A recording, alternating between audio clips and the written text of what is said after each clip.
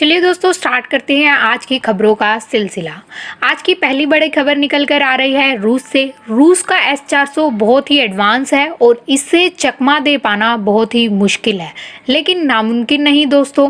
अभी हाल ही में चीन ने रूस से S-400 खरीदा है और पूरी दुनिया के सामने ये चुनौती है कि क्या वो रूस के S-400 को हरा सकते हैं। ऐसी कोई भी मिसाइल अभी तक नहीं बनी है जिसके एक शूट से S-400 तबाह हो जाए।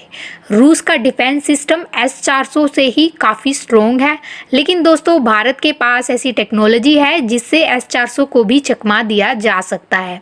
चलिए आइए आपको इस बारे में थोड़ा डिटेल से बताते हैं।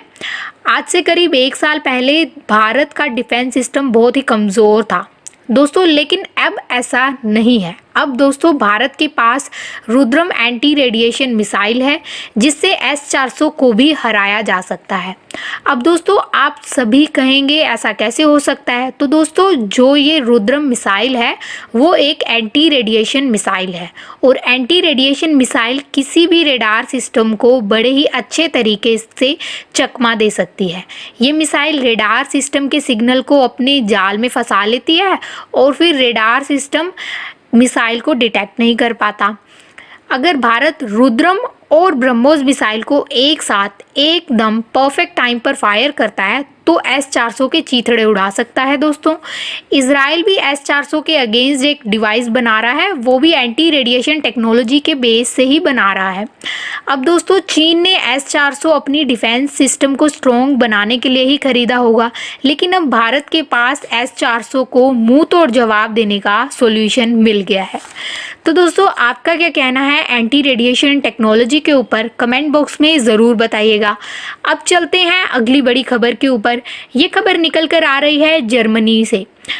दोस्तों आपको ये बात तो पता ही होगी कि आप अगर किसी का अच्छा करोगे तो आपको अच्छा ही मिलेगा और किसी का बुरा करोगे तो आपको बुरा ही मिलेगा। बिल्कुल सही बैठती है ये बात जर्मनी के ऊपर। अमेरिका, चीन, रशिया समेत दुनिया के सभी देश WTO में भारत और साउथ अफ्रीका के कोविड-19 वैक्सीन के पेटेंट वेवियर के समर्थन में थे, लेकिन अकेले जर्मनी ही ऐसा देश है जो इसके अगेंस्ट है। अगर ये पेटेंट प्रोडक्शन कोविड-19 की वैक्सीन के ऊपर से हट जाता है तो दोस्तों दुनिया के सभी देश कोविड-19 की वैक्सीन को बना सकते हैं और जब सभी देश इस वैक्सीन को बनाएंगे तो दोस्तों वैक्सीन की जो सप्लाई है वो बढ़ जाएगी और सप्लाई बढ़ेगी तो वैक्सीन का जो प्राइस है वो ऑटोमेटिकली कम हो जाएगा, जिससे सारी दुनिया के गरीब देशों को फ़ायदा मिलेगा। लेकिन जर्मनी अपनी ही अकड़ में है, वो ऐसा नहीं चाहता क्योंकि उसने अपनी भी एक वैक्सीन बना ली है। लेकिन दोस्तों बुरे का फल हमेशा बुरा ही मिलता है। जर्मनी अपनी क्यूरवैक वैक्सीन को बेचकर काफ़ी पैसा छापना चाहता था, लेकिन ऐसा नहीं हुआ दोस्तों। दरअसल जर्मनी की क्यूरवैक की एफिकेसी 47% आई है, जो कि 50% कंडीशन को भी जो है पूरा नहीं कर पाती है।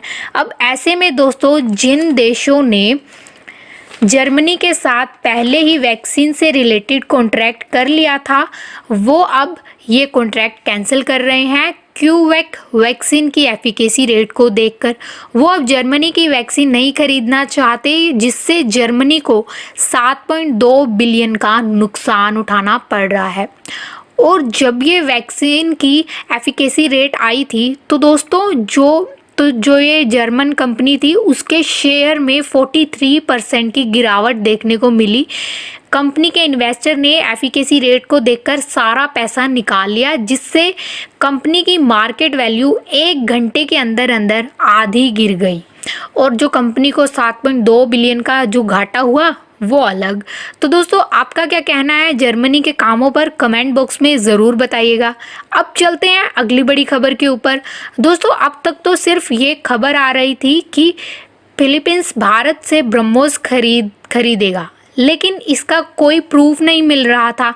लेकिन अब भारत ने फिलीपींस के साथ ब्रह्मोस को लेकर कॉन्ट्रैक्ट साइन कर दिया है और इस कॉन्ट्रैक्ट को फिलीपींस की राजधानी में ही साइन किया गया है। और कॉन्ट्रैक्ट साइन होने के बाद उन्होंने सोशल मीडिया में ये बात बोल दी है कि हाँ, हम ब्रह्मोस मिसाइल खरीद रहे हैं भारत से। भारत ने जहां अपने ही देश में LAC हो या फिर LOC हो, लद्दाख से लगती या अरुणाचल प्रदेश से लगती सीमाओं में ब्रह्मोस को तैनात कर रखा है। अब दक्षिण चीन सागर में ब्रह्मोस फिलीपींस के लिए एक ब्रह्मास्त्र का काम कर रही है। अब चीन चारों तरफ से घिर चुका है और इसे घेरने में भारत ने अपनी पूरी जान लगा दी है। तो दोस्तों, आपका क्या कहना है ब्रह्मोस एग्रीमेंट के ऊपर? कमेंट बॉक्स में ज़रूर बताइएगा। इस वीडियो में बस इतना ही था।